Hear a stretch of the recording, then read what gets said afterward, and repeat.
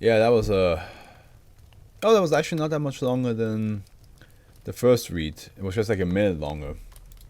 Interesting. I thought that was like a good like 10 minutes longer than the first one. But nope, the first one was 27 minutes. This one was 28 minutes.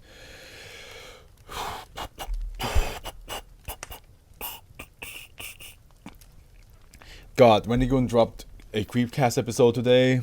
It's 5 hours long. What are they doing? What are they doing? I mean, tomorrow my parents are out of the house for like the whole day after I'm going running, and I edit the videos from this stream to my YouTube channel. I can play some Zelda and have the Creepcast on because it's. You betcha I will. I'm not gonna wait that long. I'm not gonna wait like until Friday, until when my parents are actually going back to our home. Rock in a hard place. Okay, instead of being stuck between a rock and a hard place, it is a rock in a hard place. Which, does the rock care? just call up Dwayne the Rock Johnson. Do you care? Keter, SCP-1823's position is to be monitored at all times via satellite imaging and naval reconnaissance. All non-Foundation seafaring vessels are to be redirected from routes likely to intersect SCP-1823's path. Civilian vessels are to be deterred using falsified weather reports. Military vessels are to be given rerouting orders from assets inside government navy.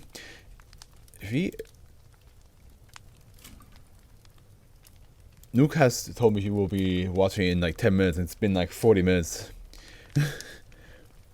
If these measures are insufficient, vessels are to be detained and forcibly rerouted. Those on board are to be given Class B amnestics. Should any vessel become victim to SCP-1823, aerial support and recovery is to be implemented. Survivors are likewise to be administered Class B amnestics, and the incident is to be attributed to weather conditions.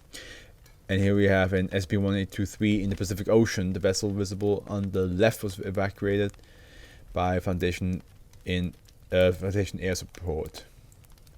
Oh yeah, you can kind of see it. There he is. That shit's gone. SCP-1823 is an autonomous and self-sustaining migratory whirlpool. We love a whirlpool that just migrates. Huh? The dimension of the whirlpool is vary between approximately 1 kilometer and 4 kilometers in diameter. That's a big ass whirlpool. With current speeds of 100 to 170 kilometers per hour. SCP-1823 is capable of traveling at a maximum observed speed of 30 knots and often moves contrary to present oceanic currents or conditions. There is no observed pattern to SCP-1823's path, though it appears to avoid areas with depths of 500 meters or less. If, however, any naval vehicle occupied by one or more human approaches within 70 to 300 kilometers of the anomaly, it will actively target that vessel. SCP-1823 does not track airborne vehicles. God, great. A whirlpool that seeks out people. The moment you're in the water, the whirlpool's like, oh, what do we have here? SCP-1823 was discovered on 19 in the northern Atlantic Ocean, approximately kilometers from the coast of Norway. The discovery had resulted in the destruction of a civilian fishing vessel. No crew members survived. The Foundation was alerted following reports of the whirlpool's size, presently 3 kilometers, and alleged movement. The witnesses were administered Class B amnestics, and the incident was publicly declared as the result of an iceberg collision. You mean the boat disappearing? Was an iceberg collision, or the whirlpool being created as an iceberg collision? Because that is, if it's the latter, it's gonna be very hard to sell that lie.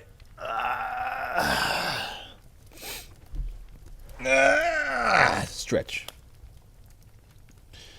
Despite Foundation efforts, SCP-1823 has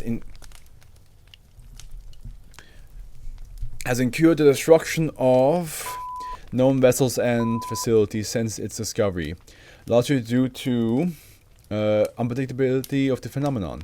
Attempts at disrupting the currents of SCP-1823 are futile, as this will cause the Whirlpool to dissipate and reform elsewhere. See experiment Perseus for details. Oh, I'm glad that is actually, as a mythology nerd, that is perfect. You could also have called Poseidon, but Perseus works for me. Instruction from O5 Command prioritize further study of the anomaly with the aim of establishing neutralization protocols or more reliable containment procedures. Addendum 1 Incident Log. On 19 at 4:58 a.m., approximately 550 km west of the coast of Portugal, SCP-1823 was recorded engaging in previously unobserved activity. The walls of the anomaly became uncharacteristically violent, frequent ejecting columns of seawater into the air. Is fucking Ursula down there? About to like fight Ariel and Eric?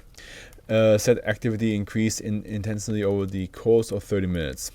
25 minutes after the onset of the event, SCP-1823 began to generate shrill, intense sounds of unknown origin. It could also be the Schrödinger manatee from yesterday. Post-incident analysis indicates that these noises likely belong to a living creature. I was kidding before. Is Ursula? is this Ursula? Just making a ruckus? Digitally enhanced imaging of the event discerned an unknown mass moving violently within the water of SCP-1823.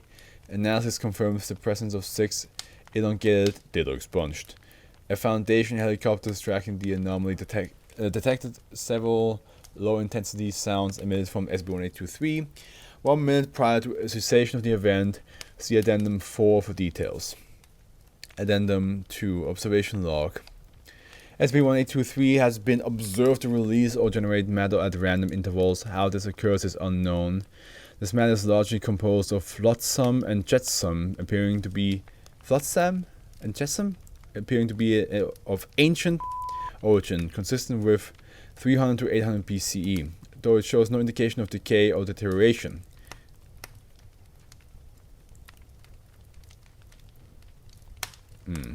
Human remains have also been recovered. These specimens are also consistent with ancient origin but demonstrate no signs of advanced decomposition, despite indication that they would be over 2,700 years old.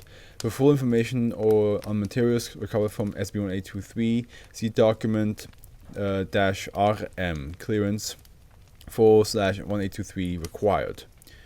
Addendum 3 Incident Log. On 2000 at 8:34 p.m., SCP-1823 ejected a living, unconscious human being while approximately 780 kilometers southeast of Hawaii. That subject was recovered by Foundation, Naval Reconnaissance, and subsequently debriefed. Can you imagine? Just like watching a whirlpool in the distance moving around, suddenly, boom! A human being gets flung out.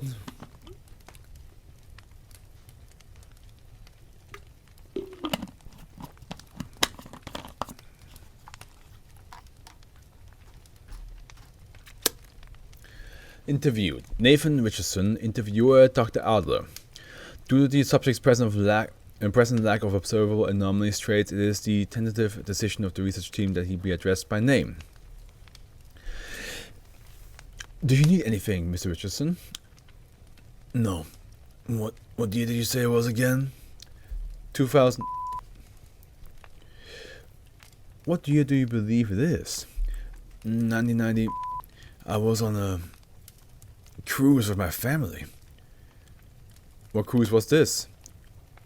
Bahamas. But that Foundation records will confirm the destruction of a cruiser line on course to the Bahamas by SCP-1823 during the indicated year. Okay. What happened on the cruise? We were eating dinner in the dining hall. My son was eating mashed potatoes. Jason always refused to try mashed potatoes. Jason, you say? He said they looked icky. Turns out he really liked them. My wife started taking pictures of him eating, and that's when everything started to shake. The tremors became violent very fast. People screamed and ran for the doors. I grabbed Jason, but Susan, my wife, turned around and the fruit cart came down the aisle so quickly. I couldn't reach her and she wasn't moving. She was bleeding. You may take as much time as you need. I got Jason out there. The ship was rocking violently. No one still seemed to know what was going on. I figured it was a hurricane, but when I got out into the hallway, I saw there was no wind, rain, nothing outside. I ran, trying to find someone who could help with Susan, but it was sheer chaos. I yelled, searching for anything, then I saw it. The water's churning like I'd never seen before as far as I could see. The ship's got a massive lurch, and I tumbled down into it with Jason. Did you try to get back into the ship? I couldn't. All I remember after the fall is blackness. No cold, screaming people are rowing ocean. Oh wait, no cold, screaming people are rowing ocean. No Jason, just blackness. I don't know how long it lasted. It might have been seconds or years.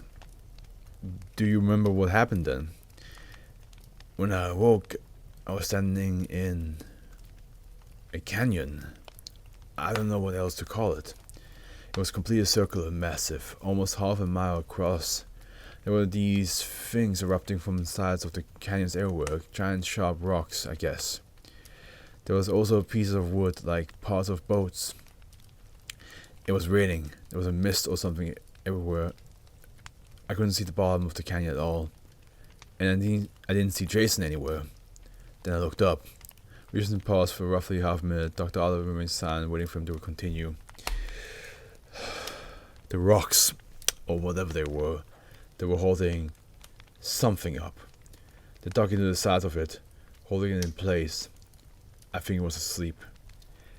It just stuck there, with most of its heads curled up on top of itself. A hydra, potentially. Then I saw Jason. He was hanging from one of its mouth. I saw his arm, his hand, his face. Then the thing shuddered and Jason fell out, down into the canyon. Are you alright? I jumped into the pit. I didn't care what was down there at that point. Maybe Jason was down there. Maybe he wasn't. Maybe he was alive. I just wanted the blackness again. I had it for a while. But then I woke up here. At this point, Richardson became unresponsive and the interview was terminated. Subject remains in custody. No further living individuals have been observed to be released by SB-1823. Addendum 4. Post-incident analysis. The low-intensity noises captured by Foundation aircraft during incident B4 is determined to be a series of vocalization in redacted. What follows is the unknown translated transcript of this vocalization. Cannot control unintelligible. Forgive unintelligible. C-file commands must protect, must unintelligible. No escape. Not escape. Okay. That is dark reality for Mr. Richardson. And the rock must be like that. Those weird rock that holding the creature down, right? Which I still think is potentially a hydra, because he did say heads. Who knows? Who knows what it was? We just know that we're gonna feel bad for him because he lost his son. He lost years of life in an instant. Lost his wife. So yeah, that's pretty harsh. And there she is. Those 10 minutes looked more like an hour to me, girl. What the hell?